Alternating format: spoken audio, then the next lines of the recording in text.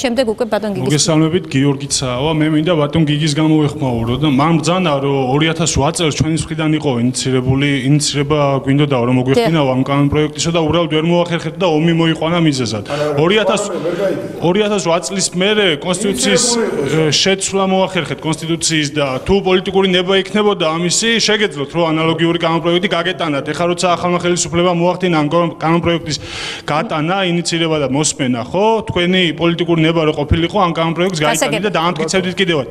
მეორე საკითხს მინდა შევეხო. საქართველოში ძალიან არის გაახალგაზრდებული ნარკომანია. ეს არის მიზეზი იმისა, რომ ახალგაზრდებს არ აქვს საკუთარი თავის რეალიზების საშუალება. ახალგაზრდები ადრეული ასაკიდან იწყებენ მარიხუანის მოხმარებას და შემდეგ ეს გადადის უფრო მძიმე ნარკოტიკულ საშუალებებზე და აქედან გამომდინარე მე ვიღებ საზოგადოებას, სადაც არიან უდიდესი ნარკომანიით დაავადებული ადამიანები და მესამე საკითხი, რომელსაც მინდა შევეხო, იყო ძალიან კარგი მაგალითი იმისა, რომ ეკლესია იყო ჩართული ნარკოტიკის მომხმარებელი ადამიანების რეაბილიტაციაში. ამის კლასიკური მაგალითი იყო თაბორის მონასტერი, სადაც ხდებოდა ამ ადამიანების რესოციალიზაცია საზოგადოებაში და იმ მდგომარეობიდან გამოყვანა, რომელშიც ისინი იმყოფებოდნენ.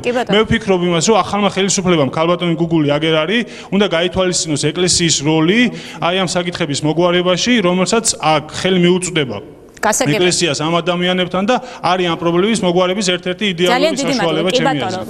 ქალბატონ გუგულის და ბატონ გიგის მისამართით იყო ძირითადად თქვენგან და ბატონ გიგი და შემდეგ ქალბატონ გუგულის. არა, დავიწყოთ, იმიტომ რომ ერთ-ერთი პრეტენზია იყო, რომ 2008 წლის შემდეგაც შეიძლებოდა ამ საკითხს დაფიქრება, როგორც პოლიტიკური ნება. კაც საღი იდეებიც ჰქონდა, რა თქმა უნდა, რაზეც ილაპარაკა.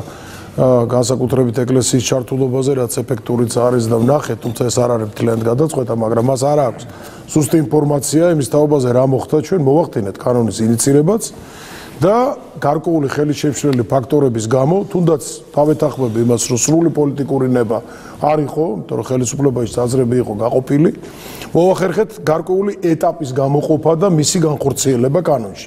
მე ვთქვი ამის თაობაზე, ერთი ეს არის სამართლიანობა შედარებით, რომ მცირე დოზის განმარტება შემოვიდა და ადამიანები აღარ მიდიოდნენ მცირე დოზის გამო მაღალი სანქციები და მეორე სახელმწიფომ მიიღო გადაწყვეტილება, რომ სწორედ კურნალობაზე გაეკეთებინა აქცენტი რეაბილიტაციაზე და ამისთვის გარკვეული სახსრები გამოიყო მაშინ.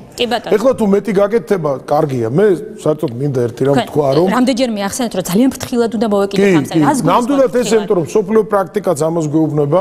მაგალითად, ანუ არ ვიჩქაროთ ეს, რასაც რაღაცა შეიძლება ვიჩქაროთ, რაღაცაში უნდა დავაკვირდეთ მოვლენებს, დღეს გადაწყვეტილებები მიიღება ყველგან. მტკიცებულებებზე დაყრდნობით. ყოველთვის კრიტიკული ვიყავით იმის მიმართ, რომ ჩვენ არ გქონდა სათანადო კვლევები.